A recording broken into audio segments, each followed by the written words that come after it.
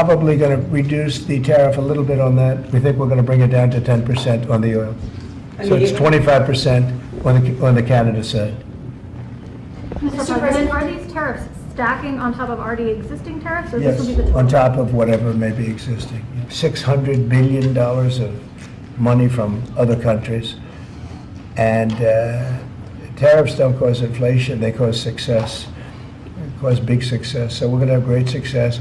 There could be some temporary short-term disruption, and people will understand that. I had that when I negotiated some of the good deals for the farmers, and unfortunately those deals have been led astray by Biden and his people because they didn't enforce the deals.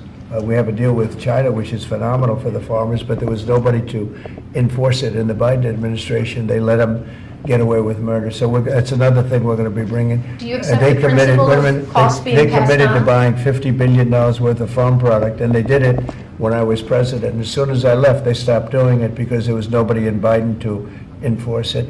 But the tariffs are going to make us very rich and very strong, and we're going to treat other countries very fairly.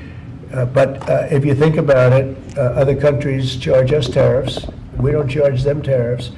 And it's about time that that changes. Sir, are you concerned about the market reaction around tariffs? No, no. Tariffs, the word tariff is a very misunderstood word. You've heard me say, I say it kiddingly, but it's one of the most beautiful words in the dictionary, really is.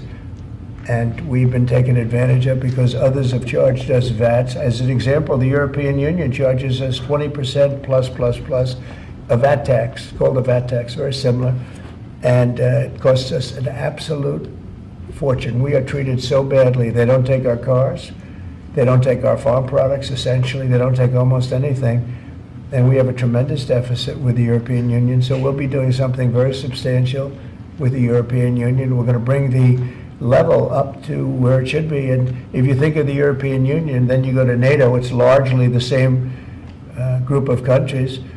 Until I came along, I mean, we were paying almost 100% of NATO only to get bad trade deals.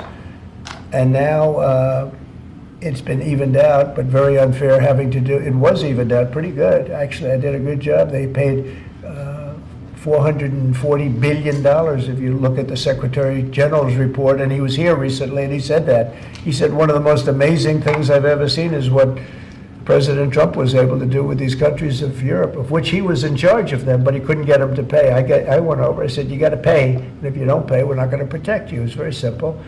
But very unfair is with Ukraine because we're in for $300 billion plus, and they're in probably for $100 billion. There's a $200 billion difference, and they need it more than we do. You know, we have an ocean in between. They don't.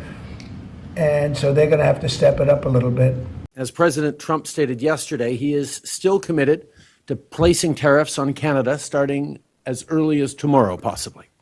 Now, we don't know precisely what that could look like, but I do know two things. First, if the president does choose to implement any tariffs against Canada, we're ready with a response, a purposeful, forceful, but reasonable, immediate response. That if tariffs are implemented against Canada, we will respond. We won't relent until tariffs are removed, and of course, everything is on the table.